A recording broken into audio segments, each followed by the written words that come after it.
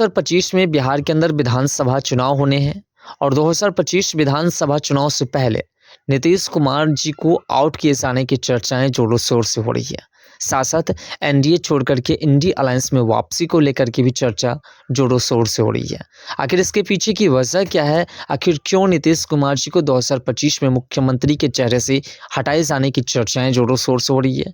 आखिर क्यों INDI alliance में वापसी की चर्चाएं जोरों शोर से हो रही है कि नीतीश कुमार जी एनडीए में नहीं रह करके इंडी अलायंस में पुनः वापसी कर लेंगे? ऐसी चर्चाएं क्यों हो रही है, आज के इस वीडियो के माध्यम से समझने का प्रयास करेंगे।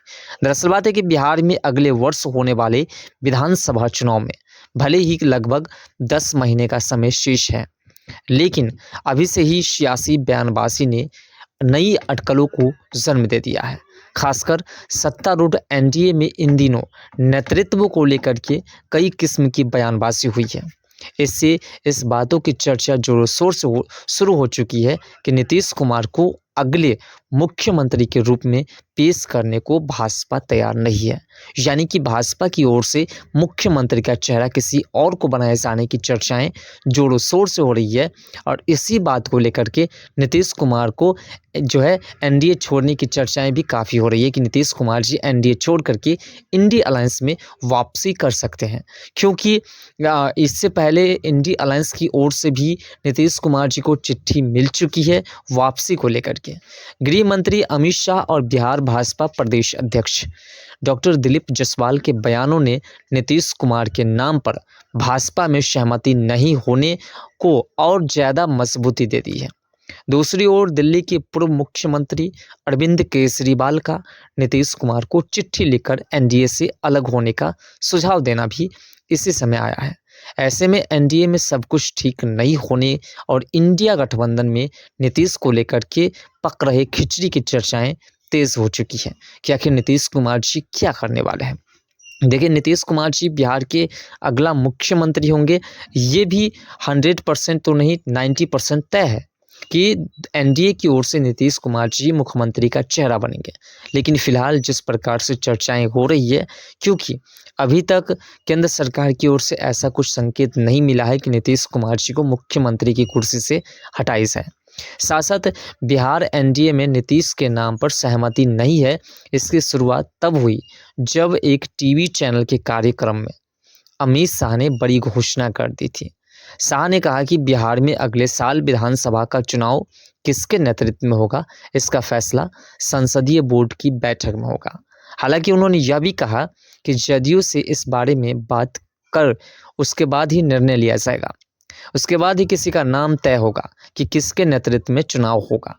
पार्टी के फैसले को सार्वजनिक मंच पर साझा नहीं किया जा सकता है, जब फैसला होगा तब हम आपको बता देंगे, ऐसा गृह मंत्री अमित शाह ने कहा। और ये बात 100% निश्चित हो चुकी है कि अगर एनडीए की ओर से जब भी ये फैसला लिया जाएगा कि आखिर किसके नेतृत्व में बिहार के अंदर विधानसभा चुनाव होंगे, तो उसमें ज़रूर है कि जदयू के तमाम नेताओं को भी शामिल किया जाएगा। गृह और शासित बिहार के मुख्यमंत्री नीतीश कुमार भी उस बैठक में शामिल होंगे और उनसे सहमति मांगी जाएगी। अगर सहमति बन जाती है तो भारतीय जनता पार्टी के किसी नेता को मुख्यमंत्री का चेहरा बनाया जाएगा, और सहमति नहीं बनती है तो फिर नीतीश कुमार जी ही बिहार का अगला मुख्यमंत्री का चेहरा होगा। इसमें कोई रामा दुहाई नहीं है, लेकिन जिस प्रकार से विपक्षी पार्टी की ओर से लगातार चिट्ठी पर चिट्ठी मिल रही है, इस बात से यह भी संकेत मिल रहा है कि अगर मुख्यमंत्री का चेहरा नीतीश कुमार जी को पुनः नहीं बनाया जाता है तो फिर नीतीश कुमार जी वापसी कर सकते हैं इंडी अलायंस में। आप गौर कीजिए तो वर्ष 2005 से अब तक जितने भी बिहार के अंदर विधानसभा चुनाव हुए हैं, उसमें भाजपा जदयू एक साथ उतरी अगर है, तब भाजपा नेताओं ने नीतीश कुमार को पहले ही मुख्यमंत्री का चेहरा बना करके प्रोजेक्ट किया है। लेकिन यह पहला मौका है जब गृह मंत्री अमित शाह ने कहा कि विधानसभा चुनाव किसके नेतृत्व में होगा, इसका फैसला संसदीय बोर्ड की बैठक में होगा। वहीं 20 दिसंबर को जदयू के बिहार प्रदेश अध्यक्ष उमेश कुशवाहा के आवास पर बिहार एनडीए के सभी घटक दलों के अध्यक्षों की बैठक के बाद दिलीप जायसवाल ने कहा कि नीतीश कुमार के नेतृत्व में ही चुनाव लड़ेंगे, लेकिन अगले दिन ही वे अपनी बात से पलट गए। नीतीश के नेतृत्व के मुद्दे पर भाजपा अध्यक्ष के सुर अचानक बदल गए। उन्होंने कहा कि हम छोटे कद के नेता हैं, ये काम को पार्टी के केंद्रीय नेतृत्व का है। यानी कि बिहार के प्रदेश अध्यक्ष, बीजेपी प्रदेश अध्यक्ष डॉक्टर दिलीप जायसवाल ने अपने सुर बदल करके ये बातें कह दी कि हम छोटे कद के नेता हैं, केंद्र की ओर से इसका डिसीजन लिया जाएगा कि किसके नेतृत्व में बिहार के अंदर विधानसभा चुनाव लड़ा जाएगा। दिल्ली के पूर्व मुख्यमंत्री और आप संयोजक अरविंद केजरीवाल ने पिछले दिनों नीतीश कुमार को एक चिट्ठी लिखी। इसमें गृह मंत्री अमित शाह और भाजपा पर BR अम्बेडकर का अपमान करने का आरोप लगते हुए केजरीवाल ने नीतीश से पूछा कि आप कैसे ऐसे लोगों का समर्थन कर सकते हैं। केजरीवाल ने नीतीश को फिर से इंडिया गठबंधन में आने का संकेत दिया। इसके पहले जम्मू कश्मीर के मुख्यमंत्री उमर अब्दुल्ला ने भी नीतीश कुमार को लेकर के सॉफ्ट रुख अपनाया था और किसी तरीके से वो लोग चाहते हैं कि इंडिया अलायंस में नीतीश कुमार जी की वापसी हो जाए। दरअसल बात है कि नीतीश कुमार जी का जितना कैरेक्टर है, जितना उनकी पब्लिसिटी है और जितना उनके बल पर इंडिया अलायंस को और जो है लोगों का प्यार दुलार मिलता था, वो अब नहीं मिल पा रहा है। इसलिए वो लोग किसी तरीके से उन्हें वापसी करवाने की कोशिश में लगे हुए हैं। शासक के अंदर में सरकार गिर जाए, इसका भी प्रयास किया जा रहा है। बयान अरविंद केजरीवाल की चिट्ठी वाले प्रकरण के बीच ही अचानक से 20 दिसंबर को मुख्यमंत्री नीतीश कुमार की तबीयत बिगड़ गई।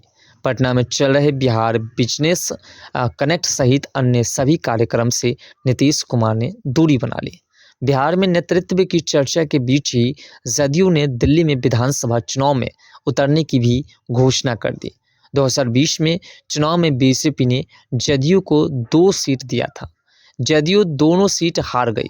उसके पहले जदयू 2010 में 4 सीटों पर चुनाव लड़ा था, जिसमें से 3 सीट जीती थी। 2015 में भी जदयू दिल्ली में चुनाव लड़ी, लेकिन एक भी उम्मीदवार जीत नहीं पाया। अब जदयू दिल्ली में कम से कम 5 सीटों पर चुनाव लड़ने की इच्छुक है। इसमें संगम बिहार, बुराड़ी, सीमापुरी जैसे सीट शामिल हैं।